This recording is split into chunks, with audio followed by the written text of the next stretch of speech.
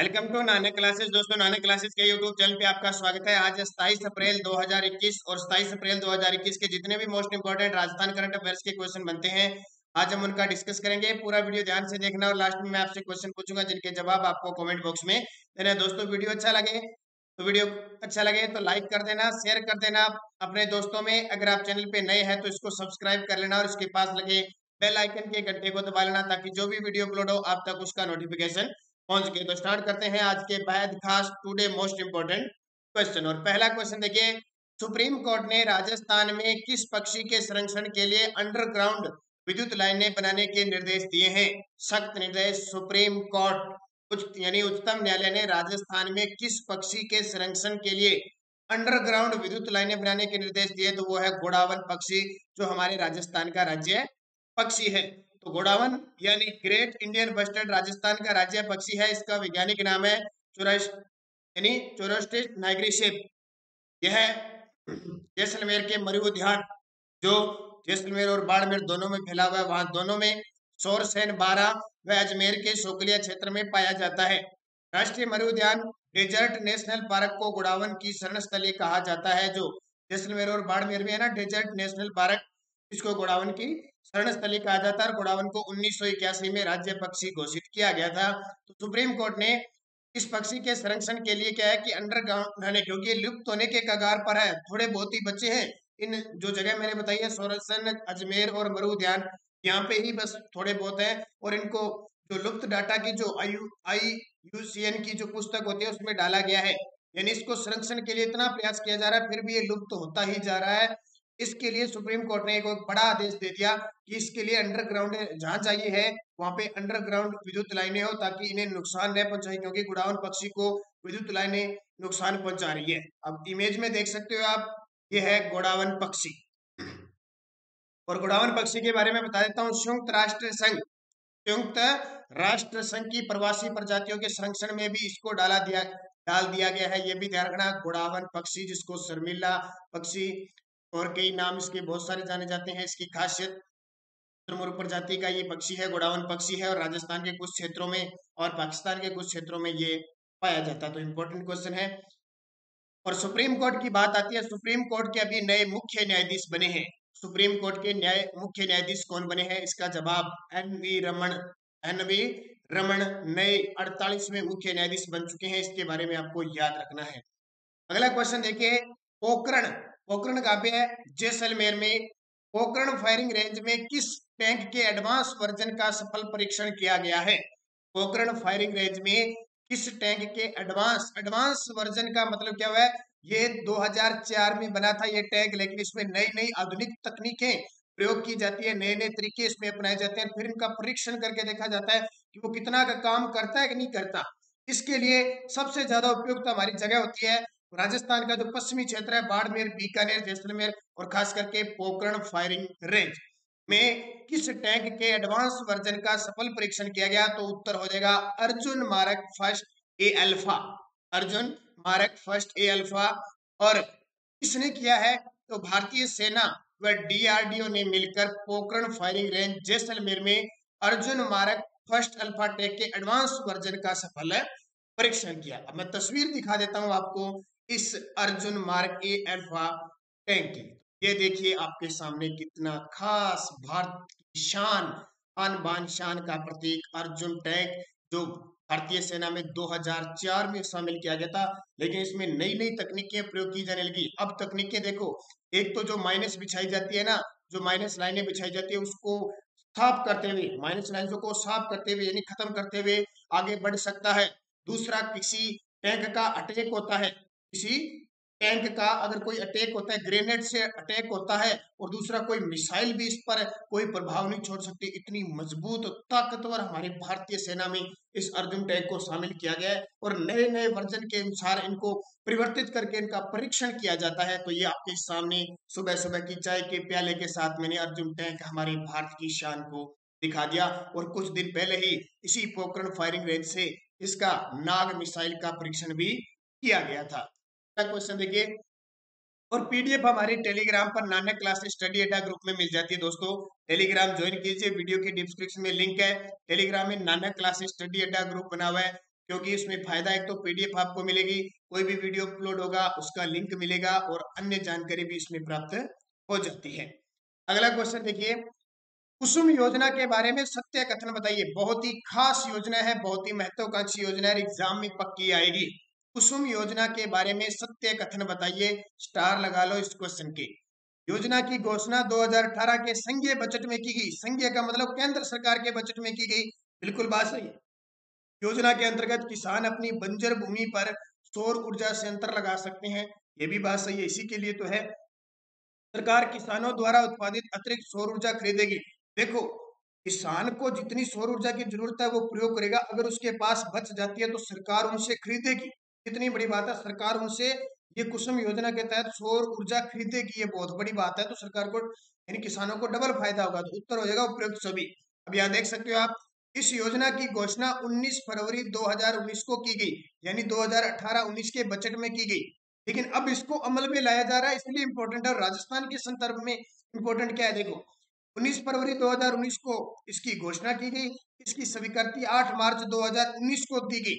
इस योजना के तहत 19 जून 2020 को जयपुर में, अब ये याद रखना करंट का प्रश्न है, जयपुर में जोटवाड़ा पंचायत समिति क्षेत्र के कापड़ियावास में 7.5 हॉर्स पावर का एचपी क्षमता वाले अनुदानित सौर ऊर्जा पंप क्षेत्र का शुभारंभ किया। ये यहां से पक्का याद करना, राजस्थान में पहला कुसुम योजना के तहत, इसका मतलब क्या है कि डीजल पंप की जगह सौर ऊर्जा के पंप स्थापित किए गए हैं। और जयपुर के कापड़ियावास गांव में पहला 7.5 एचपी हॉर्स पावर की क्षमता वाला पहला सौर ऊर्जा पंप संयंत्र आरंभ किया गया है। बहुत ही इंपॉर्टेंट योजना है ये कुसुम योजना। अगला क्वेश्चन देखिए, राजस्थान में ऑपरेशन मोजड़ी का संबंध किस उद्योग से? ऐसे प्रश्न एग्जाम में आते हैं सीधे सीधे, तो ये पुराने हो से नए हो, पेपर में सीधे सीधे आ जाते हैं। राजस्थान में ऑपरेशन मोजड़ी का संबंध किस उद्योग से है? चमड़ा उद्योग से। कौन से? चमड़ा। जयपुर, नागौर, जोधपुर, जालौर, पाली जिले में UNDP United Nation Development Programme व एनआरडीपी की सहायता से रूडा द्वारा, एक रूडा संस्था है, चमड़ा उद्योग के विकास हेतु ऑपरेशन मोजड़ी कार्यक्रम चलाया जा रहा है। याद रखना पेपर में, और कोई ज्यादा नहीं पूछा जाएगा। चमड़ा उद्योग से संबंध है, कौन सा ऑपरेशन? ऑपरेशन मोजड़ी। अगला, राजस्थान रिफाइनरी लिमिटेड पंचभद्रा बाड़मेर के बारे में सही नहीं है। ये बहुत खास क्वेश्चन है। ये रिफाइनरी जब तक बनेगी, यानी 2022 यानी 23-24 में जाके बनेगी, तब तक ये क्वेश्चन इंपॉर्टेंट है, और उसके बाद में तो है ही है। यह देश की प्रथम ऐसी परियोजना है जिसमें रिफाइनरी पेट्रो केमिकल कॉम्प्लेक्स का सम्मिश्रण है, बिल्कुल सही है। इसकी परियोजना लागत 43,129 करोड़ रुपए है, यह भी सही है। यह परियोजना एचपीसीएल व भारत सरकार द्वारा संयुक्त उद्यम है, ये गलत है। यह योजना एचपीसीएल और भारत सरकार नहीं, राज्य सरकार, यहाँ पे क्या आएगा? राज्य सरकार का संयुक्त उद्यम है। पेपर में ऐसे प्रश्न आएगा। और इसमें एचपीसीएल का हिस्सा कितना है? 74% और राजस्थान सरकार का 26%। तो एचपीसीएल और राजस्थान सरकार का संयुक्त उद्यम है, एक ये बात ध्यान रखनी है। 43,129 करोड़ रुपए इसमें खर्च होंगे, और रिफाइनरी पेट्रोकेमिकल कॉम्प्लेक्स का सम्मिश्रण होगा, ये क्वेश्चन ध्यान रखना। 22 सितंबर 2013 को पंचभद्रा बाड़मेर में श्रीमती सोनिया गांधी के द्वारा इसका शिलान्यास किया गया। उस समय प्रधानमंत्री थे मनमोहन सिंह जी, ये याद रखना। दूसरी बात, इसी के संदर्भ में बाड़मेर के अंदर एक डेडिकेटेड रिफाइनरी स्थापित की जाएगी, और जो जोधपुर है वहां पे उप जिला पेट्रोकेमिक्स एक रिफाइनरी कार्यालय की, पंजीयन कार्यालय की स्थापना की जाएगी। इसके संदर्भ में ये भी आपको याद रखना है। तो इतनी बातें आपको बाड़मेर रिफाइनरी के बारे में याद रखनी है। छठा क्वेश्चन देखिए, और भी इंपॉर्टेंट हो जाता है। छबड़ा, छबड़ा का नाम आते ही कहाँ है? 12 में। थर्मल पावर प्लांट में 5वीं और 6ठी इकाई के लोकार्पण से उत्पादन क्षमता कितनी हो गई है? हाल ही में 5वीं और 6ठी इकाई का लोकार्पण हुआ है। तो अब टोटल छबड़ा 12 में टोटल कुल कितनी विद्युत उत्पादन क्षमता हो गई है? तो 2320 मेगावाट उत्पादन क्षमता हो गई है। पेपर में सीधा सीधा आएगा। वर्तमान में छबड़ा थर्मल पावर में कितनी इकाइयां कार्यरत है? 6 इकाइयां कार्यरत है। हाल ही में किसका लोकार्पण किया गया? 5वीं और 6ठी का। टोटल उत्पादन क्षमता कितनी होगी? 2320। सीधा एग्जाम में पुट करेगा, कोई किंतु परंतु इसमें एग्जाम में। तो मुख्यमंत्री अशोक गहलोत ने खुद छबड़ा थर्मल पावर प्लांट की 5वीं और 6ठी इकाई का लोकार्पण किया। देखो पहले कुल उत्पादन क्षमता थी सिर्फ 1000 मेगावाट, पांचवी और छठी इकाई से 1320 मेगावाट, यानी 606 660 660 की दो लगाई तो 1320 होगी। अब वर्तमान में टोटल 6 इकाइयों से उत्पादन क्षमता बढ़कर 2320 हो गई है। इसको स्टार लगा लेना। और पूछे पांचवी और छठी इकाई से उत्पादन कितना है, 660 मेगावाट। एक तो ये क्वेश्चन पूछा जाएगा। अब आपसे पूछे वर्तमान में राजस्थान में सर्वाधिक किस थर्मल पावर प्लांट से विद्युत उत्पादित हो रही है, तो सूरतगढ़ से, क्योंकि सूरतगढ़ की बढ़कर हो गई है 2820 और वहां पे 8वीं इकाई कार्यरत हो। पहले 7 थी, 7 में 2160 थी, अब 8वीं इकाई का फिर वैश्विक उत्पादन हो चुका है तो 660 इसमें और जोड़ेंगे तो 2820 मेगावाट सूरत चुकी है। वर्तमान में पूछे 1 नंबर सूरतगढ़, 2 नंबर पर छबड़ा और 3 नंबर पे कोटा आ जाता है। ये इतना इंपॉर्टेंट क्वेश्चन है, किसी भी एग्जाम में पूछा जा सकता है। अगला क्वेश्चन देखिए, बेटी बचाओ बेटी पढ़ाओ जागरूकता फैलाने में देश का कौन सा जिला टॉप पे रहा है? बहुत बड़ी बात, बेटी बचाओ बेटी पढ़ाओ जिसकी शुरुआत आपको पता है 22 जनवरी 2015 को पानीपत हरियाणा से माननीय मुख्यमंत्री जी सॉरी प्रधानमंत्री जी के द्वारा शुरू की गई थी। उसमें टॉप 10 जिलों का चयन किया गया, जिसमें पूरे भारत में हमारा जो नागौर जिला है वो टॉप पे रहा। कौन सा जिला? नागौर। बेटी बचाओ बेटी पढ़ाओ कार्यक्रम को लेकर जागरूकता फैलाने में देश भर में नागौर टॉप पे रहा। केंद्रीय महिला व बाल विकास मंत्रालय मंत्री कौन है? स्मृति ईरानी की ओर से नागौर कलेक्टर दिनेश कुमार यादव को सम्मानित किया गया। उस समय 2020 की बात है, ये उस समय दिनेश कुमार यादव यहाँ के कलेक्टर थे। इस सम्मान के लिए देश भर में महज 10 जिलों का चुनाव हुआ था और उसमें टॉप पे नागौर रहा था। अब बात आती है नागौर बेटी बचाओ बेटी जागरूकता फैलाने में टॉप पे है, तो नागौर जिले की कुछ करंट की जो पीछे हमने चर्चा की थी उसकी चर्चा जरूर करेंगे। यह है राजस्थान का मध्यवर्ती जिला नागौर। अभी हाल ही में नागौर जिले के जिला कलेक्टर जितेंद्र कुमार सोनी को राजस्थान एनर्जी कंजर्वेशन अवार्ड मिला है अक्षय ऊर्जा निगम की तरफ से। एक इंपॉर्टेंट ये क्वेश्चन। दूसरा, नागौर के अंदर सहकारी ग्वार गम संयंत्र स्थापित किया जा रहा है, सहकारी ग्वार गम स्थापित किया जा रहा है। अगली बात इसके लिए नागौर में जीका की सहायता से यानी JICA यानी जापान की एक कंपनी की सहायता से फ्लोरोसिस निवारण योजना चल रही है, फ्लोरोसिस निराकरण योजना चल रही है, ये आपको याद रखना है। इसके अलावा नागौर में वरुण गांव की बकरियां प्रसिद्ध है, वरुण गांव की बकरियां प्रसिद्ध है। नागौर के अंदर मकराना संगमरमर है जिसको ग्लोबल हेरिटेज की सूची में शामिल किया गया और अभी हाल ही में कुछ उत्पाद थे उसमें भी शामिल किया गया। इसके अलावा एक नाम बड़ा मैं हर बार लेता हूं, स्वाति राठौड़ गणतंत्र दिवस पर, स्वाति राठौड़ की खासियत गणतंत्र दिवस पर फ्लाइट, ठीक है, फ्लाइट पास्ट में शामिल होने वाली इतिहास की पहली महिला है। राज्य का पहला सौर बिजली घर पहला सौर बिजली घर खींवसर नागौर में स्थापित किया गया। इसके अलावा 1570 में नागौर दरबार अकबर के द्वारा लगाया गया।